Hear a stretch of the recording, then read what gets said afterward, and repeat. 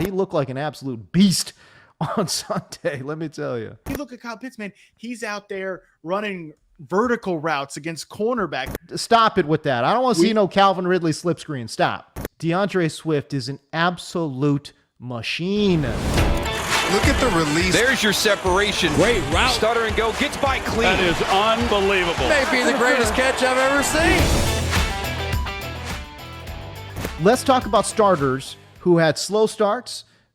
Now they're kind of ramping up, and are they 100% back? Are we all back in on some of these starters? And again, we'll start in that game. A.J. Brown, my God, he had a case of the bubble guts, but it was all good, bro. That dude was ballin' on Sunday. Yeah, I mean, A.J. Brown comes into this game, too, still saying, like, I haven't gained all the weight back. Like, this Chipotle thing, I still feel like, I mean, Chipotle Gate 2021 has been one of the most fascinating storylines in the entire NFL. Yeah. He's apparently said, he's like, they reached out to try to like work with me in some way. He's like, I don't, I feel bad. I mean, it's a tough scene. AJ Brown's still not operate. Like it doesn't completely feel conditioned, like doesn't feel all the way back, not just from the hamstring thing or the off season knee situation. It's like, even from the damn Chipotle thing, he's not all the way back is what he's saying. Like, but still, overall, I mean, he goes out there, 9 targets, 8 catches, over 130 yards and a touchdown. And there's, obviously he stacked a pretty good game there back to back against the Bills on Monday night, but this was right. Like a different style of game too, because the game against Buffalo, it was all in the second half. It was a lot of like crossing routes. They lined him up in the slot over 50% of his snaps. And like, those are some of AJ Brown's best routes, the crossers, right. The slants, the digs over the middle.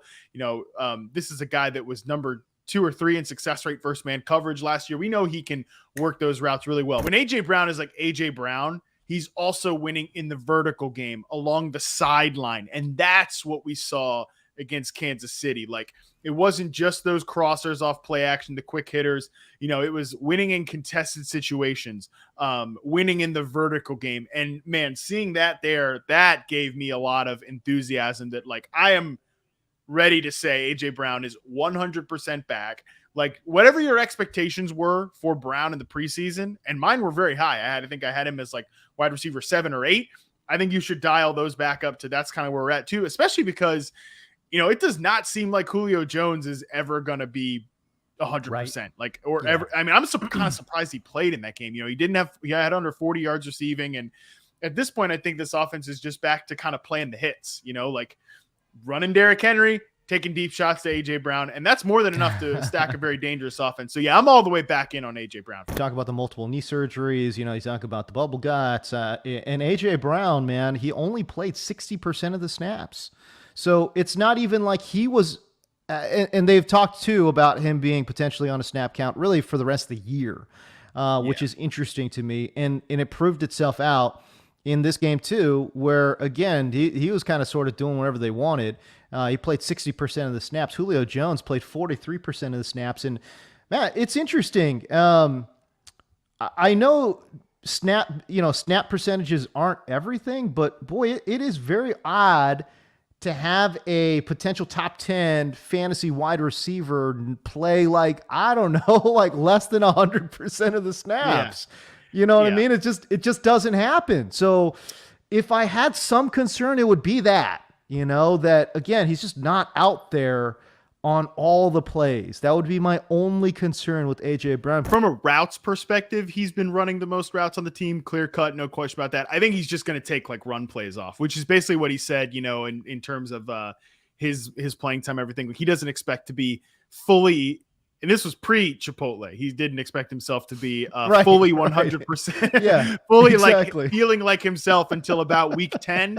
Maybe then we start to see his snap count drop, but it's not as if he's taking like key passing plays off or something like that. From an average depth of target perspective, 13.5 yesterday against the Chiefs. The schedule coming up for the Titans is a mix of good offensive games and some real bad defenses there that I think AJ Brown is right back on track, and like we're rolling there. There you go. I like it. Okay. All right. What about those guys in Atlanta? Both Kyle Pitts, Calvin Ridley. Calvin Ridley missed a game because of, we're not exactly sure for what reasons, personal matters or whatever it is. But he was back, and Kyle Pitts continues his, again, slow start, certainly, but all the volume metrics were there. I mean, I'm pretty sure almost every single fantasy head out there was telling you, no, don't worry about Kyle Pitts. Like, buy Kyle Pitts, because all the volume metrics were certainly pointing in the right direction. And for those who kind of stayed the course, it looks great. I think Calvin Ridley now, Kyle Pitts is like, he's what, tight end 3, maybe honestly, he might be number 2 in rest of season rankings. He might be tight end 2. He might be yep. Mm-hmm. Cause like, I think Darren Waller missed last week's. Man, I'm so bummed about Darren Waller. He was going to crush the Eagles. I feel we really missed out on one there. Foster Moreau crushed him. Come on, dude. Like, what is Darren Waller going to do? I know. Come on, dude. I know. That was the week for Darren Waller. Yes. It's a bummer. Yeah, he was going to go off, man. But we move forward. I mean, I think Pitts has to be in the tier with Waller, with Mark Andrews, I think is still up there, but I think I'd rather have Kyle Pitts. I mean, you look at Kyle Pitts, man, he's out there running vertical routes against cornerbacks. He didn't have a catch shorter than 10 yards yesterday against the Miami Dolphins. I mean, he looks unbelievable. We saw it in the preseason, like that one freaky moment, and there's been some small flashes, and like you said, the usage metrics are there. What gets me encouraged about Kyle Pitts and Calvin Ridley too, he scored a touchdown, his first one since week 2. He saw another double-digit targets. I mean, Calvin Ridley in his last 4 games, 10, 11, 13, 10 targets. Like, the volume has been there for him. I think that Kyle Pitts could become kind of the vertical weapon of this offense, and maybe that lets Ridley eat underneath more. But to me, I think what's most encouraging is that I think the Falcons are just figuring out who they are on offense. Like, there 100%. Were absolutely some clunker moments early on with this offense. But I think Arthur Smith is understanding who these guys are. Kyle Pitts is just up to NFL speed now at this point. Calvin Ridley should be completely dialed into. I think this Falcons team is trending upwards. We know the defense will always be bad, but from an offense perspective, Matt Ryan, if you throw out week 1, is top 5 in EPA per dropback. He looks like one of the best quarterbacks out there, and he's starting to throw it deep, which is great. Right. I totally agree. I was going to make that point too, that, hey, listen, we put Matt Ryan in the dirt, and I get it. He's not been a great fantasy quarterback, but I don't know, man.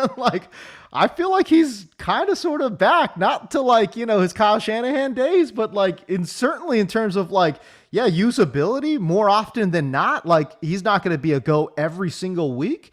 But man, I think more often than not, I think we can trust Matt Ryan as a fantasy quarterback. Panthers, Saints next 2 weeks, Cowboys, Patriots, then the Jaguars, Buccaneers. We know the Bucs secondary is not very good. I think this is going to be an extremely good stretch for the Atlanta Falcons. I think the second half of the season is going to be much better for their offense. I'm right back up to preseason expectations for Calvin Ridley. I'm right back up to, if not higher, on preseason expectations for Kyle Pitts. Yeah, there you go. By the way, it should be noted, the first 3 weeks of the season, Calvin Ridley's ADOT was 8.8.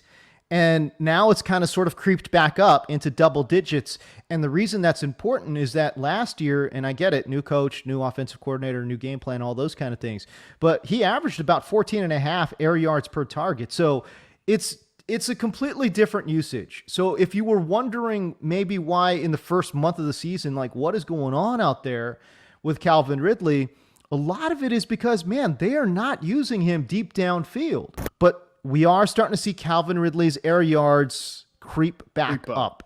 And I think they're starting to use him more in that intermediate area of the field, a little bit more deeper downfield as well. And from a fantasy perspective, that's what you want to see. You don't want to see Calvin Ridley running these damn bubble screens and slip screens. No, stop it with that. I don't want to see no Calvin Ridley slip screen. Stop. I think it's just a simple new offense, man. This whole team was clearly not comfortable with the new offense. And Matt Ryan took a little while to get up to Kyle Shanahan. It took a whole year for him to get used to Kyle Shanahan's offense. Yes. And in 2016, he wins the damn MVP. And this is sort of the same system, but different. And again, the Cordero Patterson thing had to be kind of figured out as like, this is a key piece. Kyle Pitts is a rookie playing in his first game as like an every down player. And, either Ridley wasn't fully healthy or was dealing with something on the side, but even Ridley, like, I know the fantasy box scores weren't there, but like 7 catches in week 2, 8 catches in week 3, 7 catches for 80 yards. Like, he's not as if he's been like ghosting you out there, Yeah, he's not. He hasn't been dead, right? Hadn't been really scoring touchdowns, basically. Yeah, right. All right, how about that running back in Detroit, DeAndre Swift? Is he all the way back? What do you think? Yeah, he was like, he had a great week 1, right? But when you looked at those receiving numbers for him and Jamal Williams, it was like, okay, how much of this is because of the matchup or just the trailing snaps that they played in week 1? Man, it's like that was a mirage for old Jamal Williams. He hadn't seen a receiving workload like that in forever. But then DeAndre Swift, like 10 targets last week. Like he leads all running backs in catches. Like his receiving workload is sustainable, and I don't think is for not buying low on him a couple weeks ago. I'm kicking myself for not being more in on him from a draft perspective because he looks incredible now that he's healthy. Like it's not just that he's getting volume; he looks incredible.